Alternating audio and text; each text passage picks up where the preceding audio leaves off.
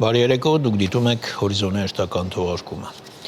Վարչապետ Փաշինյանն ընդունել է Rasmussen Global միջազգային քաղաքական խորհրդատվական կազմակերպության հիմնադիր նախագահ ՆԱՏՕ-ի նախկին գլխավոր քարտուղար Անդերս Ֆոգ Ռասմուսենին։ Անդրադարձ է կատարվել Հայաստանի եւ Ադրբեջանի միջև խաղաղության եւ միջպետական հարաբերությունների հաստատման մասին համաձայնագրի նախագծի տեքստի համաձայնեցման եւ դրա շուրջ բանակցությունների ավարտին վարչապետը ընդգծել է համաձայնագիրը ստորագրելու Հայաստանի պատրաստակամությունը։ Քննարկվել են նաեւ Հայաստան-Եվրամիություն համագործակցությանը Եվրամիության օժանդակությամբ մեր երկրում իրականացվող բարեփոխումներին վերաբերող հարցեր։ Անդերս Ֆոգ Ռասմուսենը երեկ այցելել էր Հիջևան, լրագրողների հետ զրույցում ՆԱՏՕ-ի նախկին գլխավոր քարտուղարը կարևորել է խաղաղությունը Հարավային Կովկասում, կոչ անելով Ադրբեջանին անհապաղ ստորագրել խաղաղության համաձայնագիրը։ Նա նշել է, որ տարածաշրջանը միջազգային հանրության ուշադրության կենտրոնում է։ ՆԱՏՕ-ի նախկին գլխավոր քարտուղար Անդերս Ֆոգ Ռասմուսենն Իջևանում նախհանդիպեց Հայաստանում Եվրոպական միության դիտորդական առաքելության ներկայացուցիչների հետ, ծանոթացավ դիտորդական առաքելության կողմից իրականացվող աշխատանքներին։ Այնուհետև լրագրողների հետ ունեցած զրույցում Ռասմուսենը նշեց, որ ցանկանում է Հարավային Կովկասում խաղաղություն տեսնել եւ գոհունակությամբ արձանագրեց այն փաստը, որ Հայաստանը եւ Ադրբեջանը համաձայնեցրել են խաղաղության համաձայնագրի տեքստը։ Ողջունում եմ Հայաստանի եւ Ադրբեջանի միջև խաղաղության համաձայնագրի շուրջ համաձայնության ձեռքբերումը եւ կարծում եմ, որ Հայաստանի վարչապետ Նիկոլ Փաշինյանը մեծ խիզախություն է ցուցաբերել համաձայնելով այդ փաստաթղթին։ Եվս մեկ անգամ Ադրբեջանին կոչ եմ անում հնարավորինս արագ ստորագրել այդ համաձայնագիրը։ Այն խնդիրները, որոնք լուծված չէին, հիմա լուծված են Հայաստանի կողմից արված զիջումներով, այնպես որ հիմա գնդակն Ադրբեջանի դաշտում է։ Հետևաբար վերջինս պետք է շուտապույտ կերպով ստորագրի այն։ Նա նաև հավելեց, որ կիսում է հայ ժողովրդի հիասթափությունն այն առումով, որ Ադրբեջանին ուղղված միջազգային հանրության կոչերը հետևանքներ չեն ունենում։ Անդերս Ֆոգ Ռասմուսենի կարծիքով այս անգամ միջազգային հանրությունը ազդեցություն կգործի Բաքվի վրա եւ կպահանջի, որ նա հնարավորինս շուտ ստորագրի համաձայնագիրը։ Բացի խաղաղության համաձայնագրից նա հայտնեց, որ աջակցում է Հայաստանի Հանրապետության կառավարության նախաձեռնած խաղաղության խաչմերուկ ծրագրին։ Եթե այդ նախաձեռնությունը կյանքի կոչվի, դա կնպաստի տարածաշրջանի առևտրի եւ բազմակողմանի համագործակցության զարգացմանը։ Ահա այս պատճառով էլ ես ցանկանում եմ, որ Եվրամիությունն օժանդակի ճանապարհների, երկաթուղու եւ այլ ենթակառուցվածքների կառուցմանը։ Վերջին շրջանում ադրբեջանական մամուլում տարածվող ապատեղեկատվություններն այն մասին, որ իբր Հայաստանի զինված ուժերի ստորաբաժանումները կրակ են բացել ադրբեջանական դիրքերի ուղղությամբ, տարբեր վերլուծությունների առիթ է դարձել։ Այդ թվում, որ ադրբեջանական կողմը հերթական անգամ պատրաստվում է սրել իրավիճակը։ Հարցին, թե արդյոք հնարավոր է Ադրբեջանի կողմից ռազմական էսկալացիա, ՆԱՏՕ-ի նախկին գլխավոր քարտուղարը նշեց, որ Ադրբեջանի կողմից Հայաստանի դեմ հավանական ռազմական գործողություն նախապատրաստելու վերաբերյալ տեղեկատվության ինքը չի տիրապետում։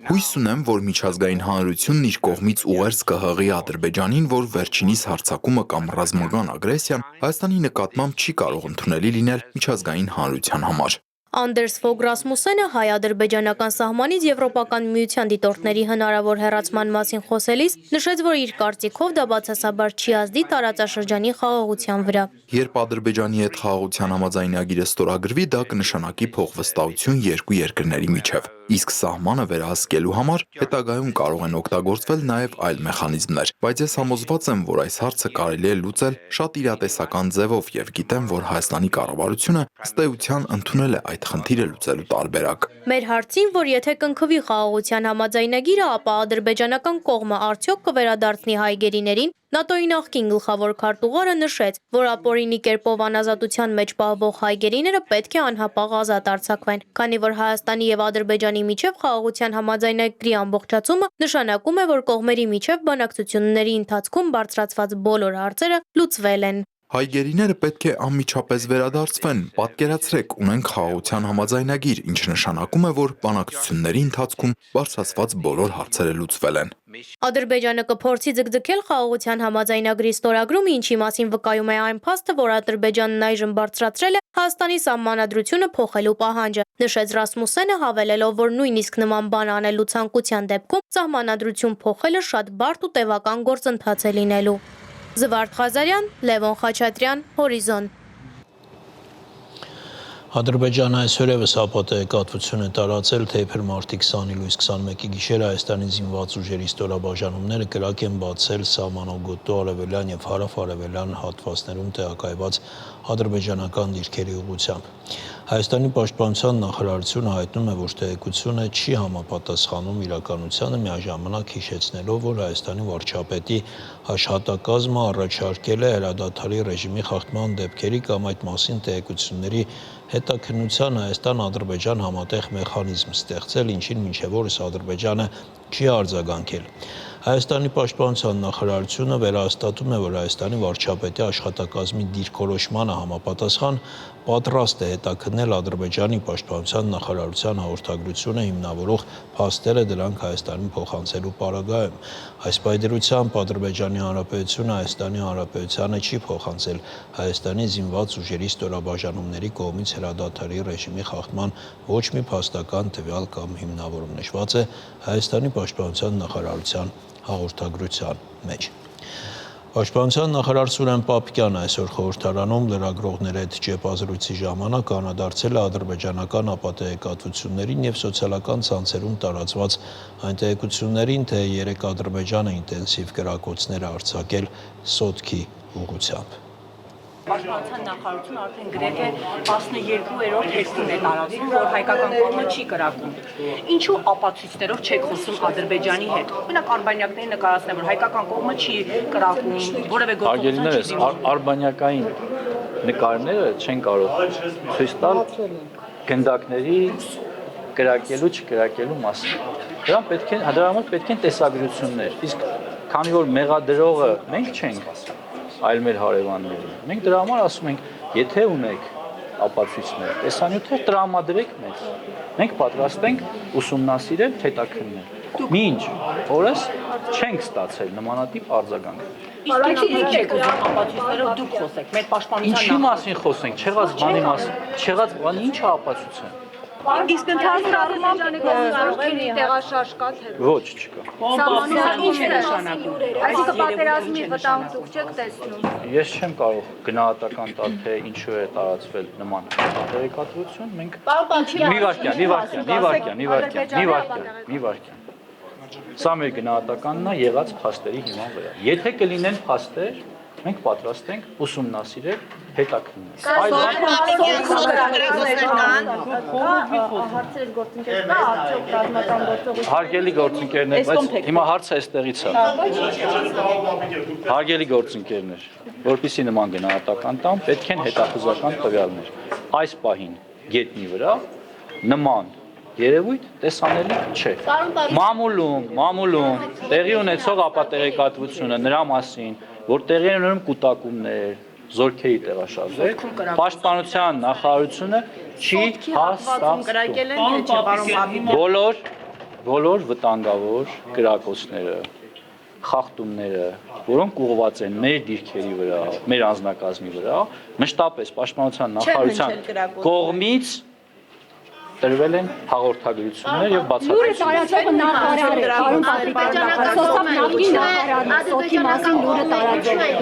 Եվ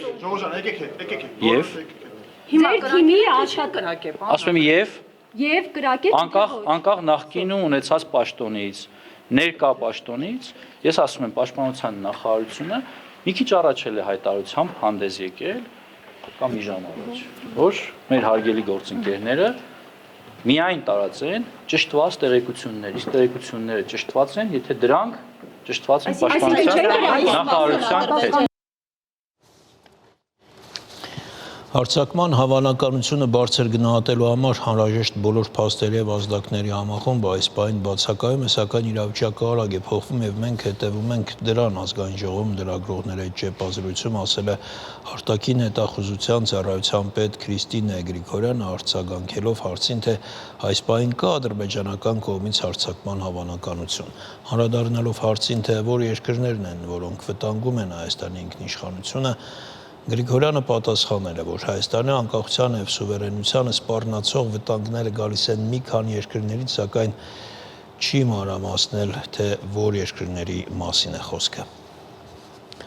Ազգային ժողովի նախագահ Ալեն Սիմոնյանը Ստրասբուրգում հանդիպել է Ֆրանսիայի ազգային ժողովի նախագահ Յայել Բրաուն-Պիվեի հետ շնորհակալություն հայտնել Ֆրանսիայի կողմից Հայաստանին ցուցաբերվող շարունակական աջակցության համար, նշել, որ Հայաստանում բարձր են գնահատում նաև մեր տարածաշրջանում խաղաղության հաստատման ուղղությամբ Ֆրանսիայի կողմից գործադրվող ջանքերը։ Յայել Բրաուն-Պիվեն իր հերթին վերահաստատել է Հայաստանի խաղաղության ձգտումներին եւ ժողովրդավարական բարեփոխումներին ուղղված քայլերին Ֆրանսիայի անվերապահ աջակցությունը։ Ազգային ժողովի նախագահը վերահաստատել է հայկական կողմի վճռական դիրքորոշումը Հայաստանի եւ Ադրբեջանի միջև վերջերս համաձայնեցված խաղաղության համաձայնագիրը ստորագրելու վերաբերյալ, ինչպես նաեւ ֆրանսիացի գործընկերոջ ուշադրությունը հրավիրել է Ադրբեջանում պահվող հայերի խնդրին։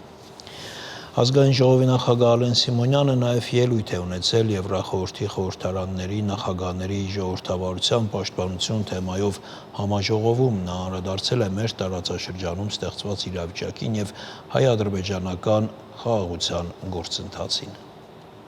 Dear President of Assembly, Secretary General, Վեհաժողովի հարգելի նախագահ, հարգելի գլխավոր քարտուղար, Վեհաժողովի հարգելի գլխավոր քարտուղար, հարգելի գործընկերներ, տիկնայք եւ պարոնայք։ Ինձ համար պատիվ է խոսել այս դահլիճում, որն ավելի քան 7 տասնամյակ աշխատել է համընդհանուր արժեքային համակարգի շուրջ Եվրոպան միավորելու ուղղությամբ, ոգեշնչված մարդու արժանապատվության արժեքի նկատմամբ մեծ հավատքով։ ladies and gentlemen, Տիկնայք եւ պարոնայք, ես հանդես եմ գալիս ոչ միայն որպես Հայաստանի Հանրապետության ներկայացուցիչ, այլև որպես ժողովրդավարության ուժին խորապես հավատացող մեկ։ Այս համոզմունքն է, որ դրդում է ինձ անդրադառնալ ներկա իրողություններին։ the madness of our Մեր օրերի խելահեղությունը պետք է դիտարկվի բացարձակ հստակությամբ։ Փոթորիկը չի մոտենում, այն արդեն այստեղ է։ it is here. Քաոսը թաքնված է երկդմի հրետարոբանության մշուշում։ Fact is fake, Փաստը կեղծիք է, դաշնակիցը թշնամի, զոհը ագրեսոր, truth ճշմարտությունը խապկանք, անմեղը մեղավոր։ Այնքան թանկ բաներ են վերածվել մոխրի։ Լիբերալիզմի հենասյուները ճեղքվում են, իսկ ազատության սրբազան կրակը մարում է։ Ժողովրդավարությունը վտանգված է։ democracy is in danger. I would also like to report on the Կցանկանայի նաև անդրադառնալ Ադրբեջանի հետ խաղաղության գործընթացին։ Անկասկած տեղյակ եք, որ Հայաստանը եւ Ադրբեջանը լիովին համաձայնեցրել են խաղաղության պայմանագրի տեքստը։ we hail this progress and believe that Մենք ողջունում ենք այս առաջընթացը եւ հավատացած ենք, որ խաղաղ համակեցությունը եւ տարածաշրջանային համագործակցությունն անվտանգության եւ բարօրության լավագույն երաշխիքներն են։ Խաղաղության խաչմերուկ մեր նախաձեռնությունը նպատակ ունի վերագործարկել տարածաշրջանային հաղորդակցությունները եւ խթանել տնտեսական զարգացումը հիմնված փոխադարձ արգանքի եւ ինքնիշխանության վրա։ yet humanitarian issues remain. Սակայն պետք է նշեմ, որ շարունակում են չլուծված մնալ հումանիտար խնդիրները։ Ադրբեջանում հայ ռազմագերիները եւ քաղաքացիական անձինք ենթարկված են երկարատև կալանքի, անմարկային վերաբերմունքի եւ շինծու դատավարությունների։ The immediate release of these Գերիների անհապաղ ազատ արձակումն առաջնահերթ խնդիր է։ moreover I fear Բացի այդ, ես մտահոգված եմ Ադրբեջանի վերջին կեղծ հայտարարություններով Հայաստանի իբրև ռազմական գործողությունների մասին, որոնք լարում են իրավիճակը սահմանին։ on the border. In this context, Այս համատեքստում մենք ընդգծում ենք վստահության ամրապնդման միջոցների կարևորությունը, ինչպիսիք են Եվրամիության քաղաքացիական առաքելությունը եւ սպառազինության վերահսկման մեխանիզմներ։ control mechanisms. Most of the Լուծում պահանջող հարցերի մեծ մասը կամ արդեն ներառված է համաձայնագրում կամ կարգավորվում է դրա շրջանակում նախատեսված աշխատանքային խմբի միջոցով։ created by it. Armenia is ready Հայաստանը պատրաստ է Ադրբեջանի հետ համաձայնեցնել պայմանագրի ստորագրման ժամկետներն ու վայրը։ for signing the agreement. We hope that as Հույս ունենք, որ Ադրբեջանը կիսում է մեր ցանկությունը թևակողելու նոր դարաշրջան։ colleagues, Հարգելի գործընկերներ, մոտենում է Եվրոպայի խորհրդին Հայաստանի անդամակցության 25-րդ տարեդարձը։ Այս արդիվ մենք վերահաստատում ենք մեր անվերապահ հավատարմությունը ժողովրդավարական արժեքներին, որոնք երբեք չենք դադարելու պաշտպանել։ Մենք անշեղ ենք այս ճանապարհից։ Շնորհակալություն։ thank you very much. Բրազիլիա պաշտոնական այցի շրջանակներում արտաքին գործերի նախարար Հարարատ Միրզոյանը եղել է Ռիո Բրանկոյի դիվանագիտական ինստիտուտում։ Իր ելույթում նախարարը անդրադարձել է հայ-բրազիլական հարաբերություններին, մշակութային կապերին, ինչպես նաև տարածաշրջանային եւ գլոբալ մարտահրավերներին։ Միրզոյանը պատասխանել է նաև հանդիպմանը ներկաների հարցերին։ Հայաստանը հաստատակամորեն հավատարիմ է մնում Հարավային Կովկասում խաղաղության եւ բարգավաճման կերտմանը։ Մենք համոզված ենք, որ խաղաղությունն այլընտրանք չունի։ Այս հիմնարար ընկալմամբ Հայաստանն ակտիվորեն ներգրավվել է Ադրբեջանի հետ խաղաղության գործընթացում։ Այսօր մենք ավելի քան երբևէ մոտ ենք խաղաղության պայմանագրի ստորագրմանը, որը կհաստատի պաշտոնական միջպետական հարաբերություններ հիմնված ինքնիշխանության, տարածքային ամբողջականության, սահմանների անձեռնմխելիության եւ ուժի կիրառումից կամ սպառնալիքից զերծ մնալու պարտավորությունների վրա։ Անցյալ շաբաթ մենք արձանագրեցինք էական առաջընթաց մեր բանակցություններում։ Համաձայնվելով խաղաղության պայմանագրի նախագծի վերջին տարբերակին, Հայաստանը ճանապարհ հարթեց տեքստի վերջնականացման համար։ Այժմ խաղաղության պայմանագիրը համաձայնեցված է եւ պատրաստ է ստորագրման։ Հայաստանի Հանրապետությունն ունի քաղաքական կամք այն անհապաղ ստորագրելու հարցում եւ առաջարկում է հնարավորինս շուտ նախաձեռնել խորհրդակցություններ Ադրբեջանի հետ, սահմանելու այս պատմական համաձայնագրի պաշտոնական ստորագրման վայրը, ժամանակը, ինչպես նաեւ այլ գործնական մանրամասները։ Կարգավորման այս համապարփակ գործընթացում Հայաստանը նաեւ ներկայացրել է կոնկրետ եւ փոխշահավետ առաջարկներ տարածաշրջանային տրանսպորտային ենթակառուցվածքների ապաշրջափակման վերաբերյալ, որոնք նախատեսում են պարզեցնել սահմանահատման ընթացակարգերը եւ ներդնել լրացուցիչ մեխանիզմներ բեռների անվտանգության ապահովման համար։ Այս առաջարկները կստեղծեն հնարավորություն, որպեսզի եւ Ադրբեջանը եւ Հայաստանը փոխադարձաբար օգտվեն միմյանց երկաթուղային ցանցերից, խթանելով կայուն տնտեսական համագործակցությունը։ Մեր մոտեցումն արտացոլված է խաղաղության խաչմերուկ նորարարական նախաձեռնությունում, որն ավելի ու ավելի մեծ ճանաչում է ձեռք բերել ամբողջ աշխարհում։ Այս տեսլական ունեցող նախագիծը նպատակ ունի բացելու տարածաշրջանային ենթակառուցվածքները, ճանապարհներ, երկաթուղիներ, խողովակաշարեր, մալուխներ եւ էլեկտրական ցանցեր հիմնված ինքնիշխանության, իրավասության, հավասարության եւ փոխադարձության հիմնարար սկզբունքների վրա։ Բազմաթիվ երկրներ թե մեր անմիջական տարածաշրջանում, թե դրա սահմաններից դուրս ճանաչում են խաղաղության խաչմերուկը որպես կենսական կապ իրենց սեփական տրանսպորտային եւ լոգիստիկ ծրագրերի հետ, ընդգծելով դրա հեռուն գնացող գլոբալ ազդեցությունը։ Չնայած այս զգալի առաջընթացին, որին մենք հասել ենք, պետք է նշել, որ ադրբեջանական կողմից ագրեսիվ ռետորաբանությունը շարունակվում է, որն ուղեկցվում է ադրբեջանական կողմի հրադադարի խախտման վերջին օրերի կեղծ մեղադրանքներով։ Ուզում եմ ընդգծել, որ այդ մեղադրանքները բացարձակապես անհիմն են, ինչի մասին վկայում են նաև Եվրամիության դիտորդները, որոնք տեղակայված են Ադրբեջանի հետ մեր պետական սահմանի երկայնքով։ Հայաստանը հրադադարը խախտելու պատճառ չունի եւ հետեւողականորեն հանդես է եկել նման պնդումների հետաքննության մեխանիզմի ստեղծման օգտին, ինչին Ադրբեջանը դեռևս պետք է արձագանքի։ Բացի այդ, Հայաստանը նաև կառուցողական նախաձեռնություններ է ներկայացրել սպառազինությունների փոխադարձ վերահսկման եւ վերիֆիկացիայի միջոցառումների վերաբերյալ։ Ցավոք, Ադրբեջանը չի արձագանքել այս առաջարկներին եւս։ Կայուն խաղաղության համար Հայաստանը եւ Ադրբեջանը պետք է հետեւողականորեն խթանեն փոխվստահությունն ու երկխոսությունը։ Այս գործընթացում դրական ներդրում կարող է ունենալ չլուծված հումանիտար հարցերի կարգավորումը,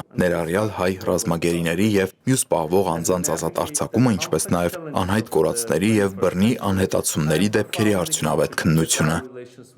Ուստի ցանկանում եմ ընդգծել, որ խաղաղության ժամանակը հիմա է եւ եթե տարածաշրջանում կայունության եւ բարգավաճման համար Հայաստանի ուժեղ քաղաքական կամքը փոխադարձվի, մենք կհասնենք երկար սպասված եւ ցանկալի խաղաղության։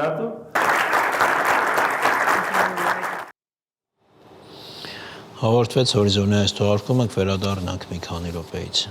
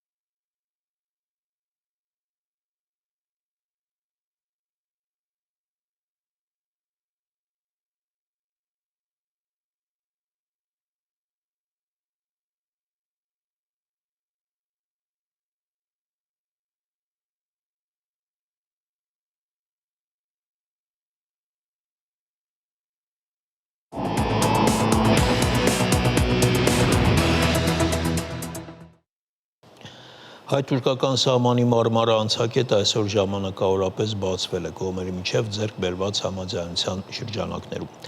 Հարավության մի քանի բեռնատար հատել է թուրքական սահմանը, շարունակենք Արտյոմ Երկանյանի հետ, Արտյոմ, ինչ մանրամասներ են հայտնի։ Գիտեմ, որ 4 բեռնատար է հատել սահմանը եւ դրանք պատկանում են միջազգային բեռնափոխադրող ընկերությանը, ոնց հասկանում եմ, վարորդները Հայաստանի քաղաքացիներ չեն, եւ այժմ այդ մեքենաները շարժվում են դեպի Սիրիայի սահման, բեռնված են դեղամիջոցներով, սննդամթերքով, առաջին կարևորության այլ ապրանքներով, եւ Հայաստանի փոխարտգործնախարար Վահան Քոստանյանը այսօր շնորհակալություն է հայտնել Թուրքիայի իշխանություններին, որ հնարավորություն են ստեղծել, որ այդ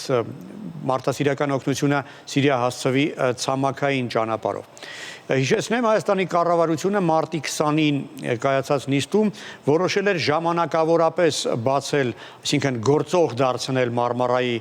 անցակետը եւ այն այդպիսին կլինի մարտի 21-ից մինչև մարտի 31-ը, որից հետո կրկին կփակվի։ Դրան նախ խորհրդել էին Հայաստանի, Թուրքիայի եւ Սիրիայի դիվանագետների միջև աշխատանքային հանդիպումները եւ հավանաբար այդ հանդիպումների արդյունքում էլ կայացվել էր այս որոշումը։ Իրականում պարզ է, որ սա քաղաքական որոշում էր, որը ինչ որ կետերում բխում էր Հայաստանի, ինչ որ կետերում Թուրքիայի շահերից, եթե խոսքը միայն մարդասիրական օգնություն Սիրիա հասցնելու մասին լիներ, ոչինչ չէր խանգարում ինքնաթիռով դա անել, ինչպես օրինակ արվեց 2023 թվականին, երբ Հայաստանը Սիրիա 2 ինքնաթիռ ուղարկեց նույնպես մարդասիրական օգնությամբ։ Այս դեպքում Հայաստանի համար կարևոր էր, որ այդ օգնությունը տեղ հասցնելու համար բացվի Մարգարայի անցակետը, ինչը այսպես խորհրդանշական նաև քայլ կլիներ, որը կվկայեր այն մասին, որ մոտենում է այն օրը, երբ Հայաստանի շրջափակումը վերջնականապես կվերացվի։ Մյուս կողմից սա բխում էր նաև Թուրքիայի շահերից, քանի որ հայ եւ սիրիացի դիվանագետների միջև շփումները ըստ էության լեգիտիմացնում են Ջուլանիի թուրքամետ այդ ռեժիմը, Հայաստանի արտգործնախարարի տեղակալը հանդիպել էր այդ ռեժիմի արտգործնախարարի հետ հունվարի 27-ին եւ այդ հանդիպումը Թուրքիայում ողջունել են։ Հավանաբար ողջունում են նաեւ այն, որ Հայաստանը մարդասիրական օգնություն է ցուցաբերում Սիրիային, որը այժմ ղեկավարում է այդ ռեժիմը։ Կգնահատեն Անկարայում, թե ոչ այս Հայաստանի այսպես բարի կամքը, դժվար է ասել, քանի որ հիշում ենք, որ Թուրքիայում չգնահատեցին Հայաստանի բարի կամքը, երբ Հայաստանը Թուրքիայում տեղի ունեցած այդ երկրաշարժից հետո նույնպես մարդասիրական օգնություն ցուցաբերեց այս անգամ Թուրքիայի ժողովրդին։ Թեև այդ ժամանակ եւս Մարգարայի անցակետը բացեցին, որպեսզի հայ բեռնատարները կարողանան օգնությունը տեղափոխել, բայց բեռնատարների վերադառնալուց հետո կրկին փակվեց անցակետը եւ Անկարայի քաղաքականության մեջ ոչինչ չփոխվեց։ Սահմանը բացվելու միտքը նշեցիր, Արտյոմ, արդյոք այդ օրը մոտիկ է, հավանական է։ Դե 22 թվականի հուլիսին որոշում կայացվեց, սկզբունքորեն որոշում կայացվեց, որ պետք է սահմանը բացվին ու առնվազն երրորդ երկրների քաղաքացիների եւ դիվանագիտական անձնագրեր ունեցող անձանց համար, եւ մինչ օրս այդ որոշումը չի կատարվել, չի ածվել, թեև տեխնիկական բոլոր հարցերը դրա համար լուծվել են։ Հայկական կողմից այդ անցակետը վերանորոգվել է կապիտալ ձևով, 1 միլիարդ դրամ է ծախսվել այն վերանորոգելու համար։ Թուրքական կողմի մասնագետները եղել են, համոզվել են, որ ամեն ինչ պատրաստ է, անգամ թուրք բանագնաց Սերդար Կլիչն է եղել այնտեղ, Հայաստանի իր գործընկեր Ռուբեն Ռուբինյանը այնտեղ է ընդունել իրենց հանդիպումներից նախավերջինի ժամանակ կարծեմ։ Այսինքն Թուրքիան շարունակում է նախապայմաններ առաջ քաշել, որոնք կապված են հայ-ադրբեջանական հարաբերությունների հետ։ Բայց վերջին շրջանում, այսպես ավելի ակտիվ են լուրեր շրջանառվում այն մասին, որ միգուցե թուրքական կողմը համաձայնվի երրորդ երկրների քաղաքացիների համար բացել հայ-թուրքական սահմանը, չսպասելով մինչև հայ-ադրբեջանական խաղաղ համաձայնագրի կնքումը։ Բաքվում այս լուրերը իհարկե տագնապ են առաջացնում եւ այս լուրը ժամանակավոր սահմանի բացման մասին նույնպես Բաքվում մեղմ ասած չեն ողջունել։ Շնորհակալություն արդ։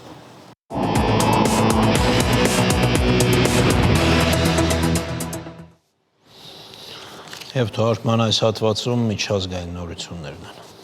Ամերիկայի Միացյալ Նահանգներն այս շաբաթ Սաուդյան Արաբիայում կկազմակերպի անուղղակի բանակցություններ Ռուսաստանի եւ Ուկրաինայի պատվիրակությունների միջև։ Հինգշաբթի մարտի 20-ին ABC-ին տված հարցազրույցում ասել է ԱՄՆ նախագահի բանագնաց Քիթ Քելոգը։ Էրիադում ռուս-ամերիկյան կայանալիք բանակցությունների մասին հայտարարել է նաև Ռուսաստանի Դաշնության նախագահի օգնական Յուրի Ուշակովը։ Ռուսական պատվիրակությունը կգլխավորեն ԱԴՑ տնօրենի խորհրդական Սերգեյ Բեսեդան եւ սենատոր նախկին բարձրաստիճան դիվանագետ Գեորգի Կարասինը։ Նույն օրը, բայց առանձին Սաուդյան Արաբիայում բանակցություններ կանցկացվեն Ուկրաինայի եւ Միացյալ Նահանգների պատվիրակությունների միջև, ասել է Ուկրաինայի նախագահ Վլադիմիր Զելենսկին։ Ֆրանսիայի նախագահ Էմանուել Մակրոնն էլ իր հերթին հաստատել է, որ Ուկրաինային աջակցող երկրների կոալիցիայի առաջնորդները կհանդիպեն Փարիզում հաջորդ հինգշաբթի, քննարկելու Ռուսաստանի հետ խաղաղության համաձայնագրի դեպքում Կիևին խաղաղապահներ ուղարկելու եւ անվտանգության երաշխիքներ տրամադրելու հարցը։ Այդ մասին Մակրոնը լրագրողներին հայտնել է Բրիտանիայում ավելի քան 20 երկրների ռազմական ղեկավարների հանդիպումից հետո։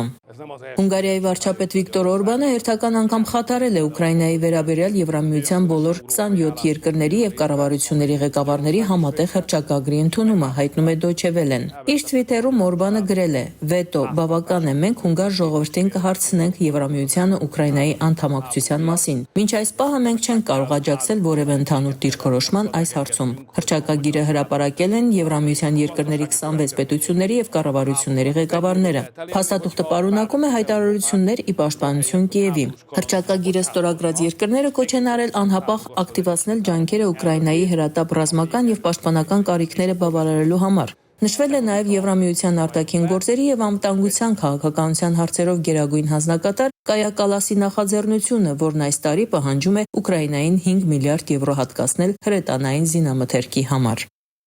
Ստամբուլի քաղաքապետարանի մոտ արդեն երկրորդ օրն է, ինչ ընթանում են բողոքի ցույցերը։ Հազարավոր մարդիկ պահանջում են ազատ արձակել Ստամբուլի քաղաքապետին։ Ըստ միջազգային լրատվական միջոցների իշխանությունները շարունակում են ճնշում գործադրել երկրի գլխավոր ընդդիմադիր քաղաքական գործիչներից մեկի Ստամբուլի քաղաքապետ Էքրեմ Իմամօղլուի վրա։ Նրան ձերբակալելուց հետո դատարանը որոշում է կայացրել առգրավել եւ պետական հսկողությանը հանձնել նրա շինարարական ընկերությունը Իմամօղլու Construction-ը։ Իսկ ավելի վաղ Իմամօղլուին զրկել էին համալսարանի դիպլոմից, ինչը խոչընդոտելու է նախագահական ընտրություններին մասնակցելու նրա հնարավորությունը։ Բացի այդ, նա մեղադրվում է կոռուպցիայի եւ Թուրքիայում արգելված քրդական աշխատավորական կուսակցության հետ կապերի համար։ Իմամօղլուի ձերբակալությունը միջազգային բուռն արձագանք է առաջացրել։ Գերմանիայի կանցլեր Օլաֆ Շոլցը իրավիճակը որակել է շատ վատ զարգացում Թուրքիայում ժողովրդավարության եւ Եվրամիության հետ Անկարայի հարաբերությունների համար։